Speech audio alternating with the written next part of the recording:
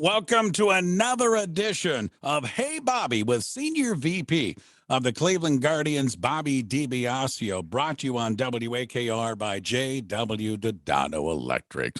Bobby, a couple of things I wanted to bring up with you this week, and I guess let's first of all talk, and you and I have talked a couple of times already this season about our third baseman. He's pretty darn good, Jose Ramirez. So I started to think in my mind last weekend, getting ready for our show this week, of, in your opinion, and there's been a lot of them, some of the third basemen that come to your mind when you think of Cleveland baseball history. And we've had the luck of having a lot of them, and you've seen a lot of them. You've read about them. You know the history.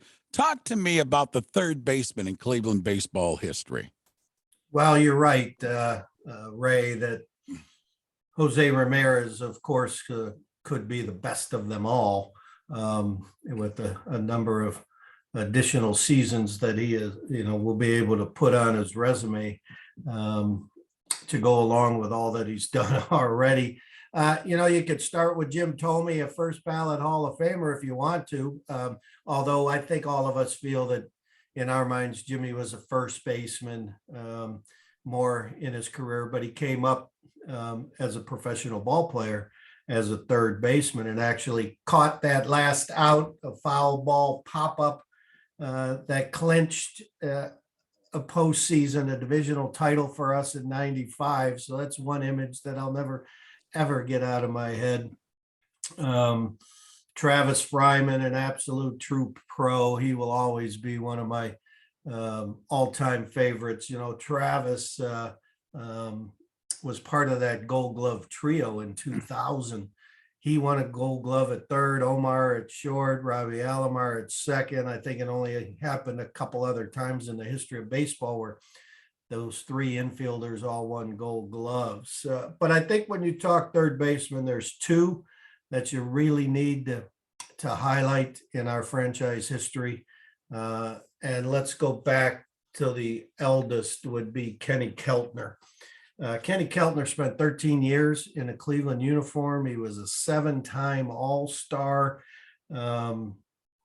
He was inducted in the year our franchise Hall of Fame was established, which was 1951. He's probably best known, Ray, for stopping Joe DiMaggio's hitting streak. A lot of people may not know that Joe DiMaggio's hitting streak extended to 56 games at League Park. Then the next day, they played at Cleveland Stadium, and Kenny Keltner made two brilliant plays, defensive plays at the stadium, and halted Joe's hitting streak at 56 games. Kenny Keltner is among the franchise leaders in almost every offensive category still. One of the best guys. He hit 31 homers, drove in, I think, 119 during the World Series season of 1948. So very instrumental with that club. The cool thing about Kenny Keltner, Ray, is he lived in Milwaukee. So whenever we would travel to Milwaukee to play the Brewers, he would come visit every game in the press box. And I had a chance to sit with him on a number of occasions as he'd sit with Paul Hoynes and Sheldon Oker and Jimmy Ingram, our beat writers at the time. And it just got to be a routine with Kenny that we'd always look forward to seeing him when we traveled to Milwaukee. Then there's Al Rosen, who won the MVP in 1953, the last player in a Cleveland uniform to win the American League Most Valuable Player Award, although Albert Bell should have won it in 1995. He was a 4-time All-Star. He came within one hit of winning the Triple Crown in that MVP season of 1953. One hit, 100th of a point that he didn't win the batting title, but he hit 336 and 43 homers, drove in 145 runs that year. Just remarkable. In 54, one of the great games he had was the All-Star game which was played at Cleveland Stadium in front of nearly 70,000 hometown fans. He hit 2 homers and drove in 5 runs for the American League in that game. So, and he's also, Ray, the only guy in the history of baseball to win an MVP award as a player and then also be named Executive of the Year as a general manager. There's only one guy who's done both on the field and in the front office, and that's Al Rosen. Wow, that's great. You know, you talk about those third basemen, and you're spot on with them, but you left out my favorite Cleveland third baseman. I think I told you this maybe a year ago. One of my all-time favorite players was Buddy Bell. Oh, yes. And I thought he made Bobby, and you can probably elaborate more than I can, but he came up as an outfielder, and then they moved him to third base. And I mean, he was a vacuum cleaner down there. He was darn good at the corner. Oh, he was as good as anybody defensively for sure. You know, I love Buddy. I never had an opportunity other than when he coached for us for a brief period, got to work with him and became good friends with him, and just a terrific guy. Growing up, watching him play, we always would comment that because of that blonde hair sticking out of the back of his baseball cap, that nobody looked better in a baseball uniform than Buddy Bell. I'm with you 100% there. Hey, let's stay with the team, and you're listening to Hey Bobby, Senior VP with the Cleveland Guardians, Bobby DiBiasio with us. Bobby, let's talk a little bit about Tito back in the dugout with us. And you and I, whether we're sitting and having a pizza pie or we're doing this show, we talk a lot about Terry Francona. And I thought maybe you could pull out just a couple of things that maybe stand him out, maybe a little bit more than some of the managers, because you've seen a lot of managers in Major League Baseball. Yeah, I've had the pleasure of working with 15, maybe different managers over the course of my 40 plus years. Tito, Mike Hargrove are at the top. Dave Garcia, love him with a passion. He was there at the very beginning of my career, and he's one of the guys. I still wouldn't be here for 40 years if Dave Garcia didn't put me under his wing and help me like Dwayne Kuiper did on the player side. To me, there's 3 things, Ray, that the leadership of Terry Francona speaks to.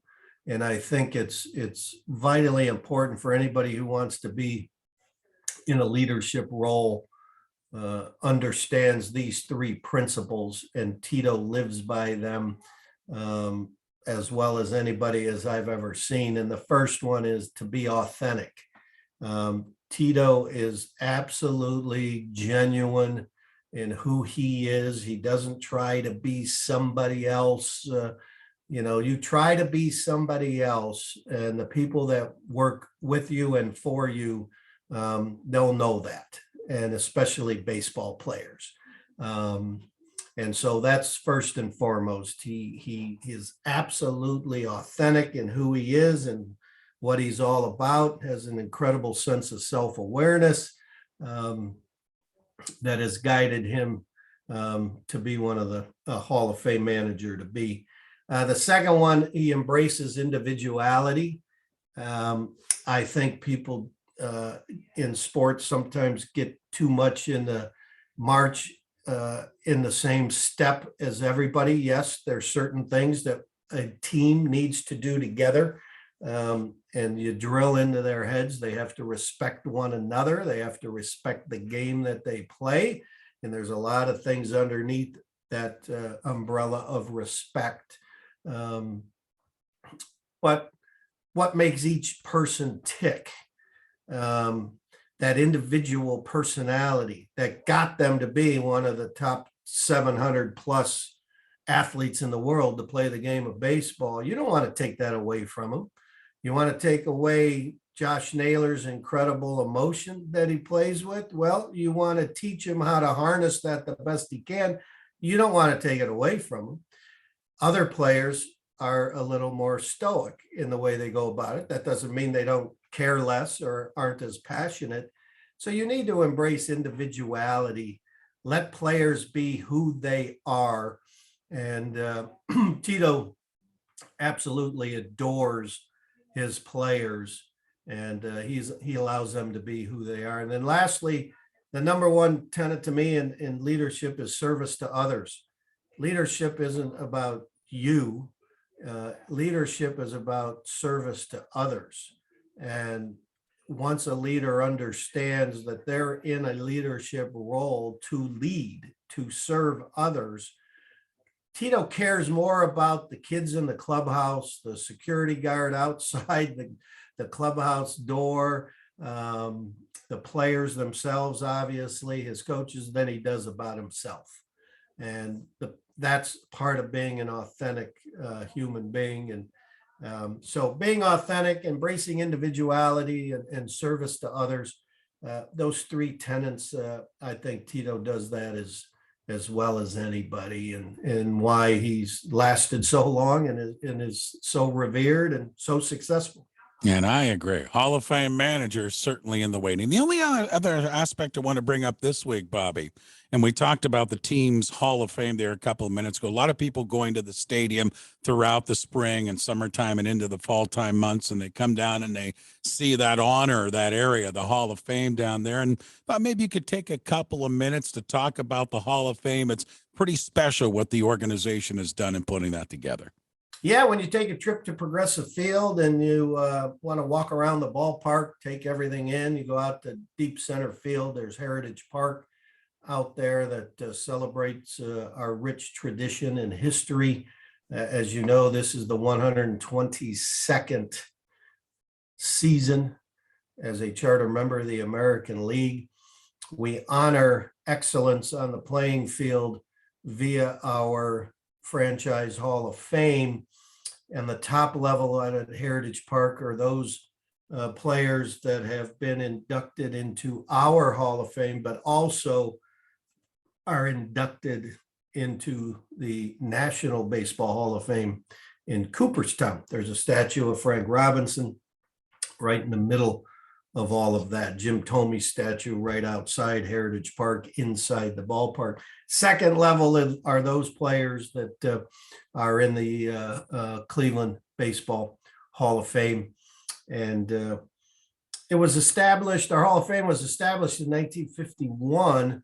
And after a few years, there was a period of maybe 20 years where nobody was inducted. And I put that burden on myself, being the PR guy for a lot of that period of time. We just never revisited the Hall of Fame until we got to Progressive Field and reestablished it. And there's 49, 45, 49, I should know that number, inducted into our Hall of Fame. In 2009, we created the Distinguished Hall of Fame to honor those non-uniform personnel who have made significant contributions to the fortunes of our franchise. People like Bill Veeck and Dick Jacobs and Hank Peters and John Hart and our old friend Jimmy Warfield, our trainer. People that certainly deserve that extra special honor for all they did for this franchise. So when you get a chance, when you walk around the ballpark, spend a few minutes and learn a little bit about history. We have Ray Chapman's plaque down on the lower level, which is a remarkable thing. There's a new movie out right now, War on the Diamond, that is a story about Ray Chapman and the beaning of Ray at Yankee Stadium by Carl Mays. There's a Larry Doby tribute there. There's the top 100 Indians roster that is displayed from 2001 when we celebrated our 100th anniversary. So a lot of history to take in out at Heritage Park when you go walk around the ballpark. So that's a must do next time you visit. That's another edition of Hey Bobby with Senior VP of the Cleveland Guardians with us, Bobby DiBiasio. And again, check it out, WAKR.net and on our Facebook page. Bobby, my friend, thanks for the time again. We'll reconnect next week. Thank you, Ray. Always a treat. Go Guardians.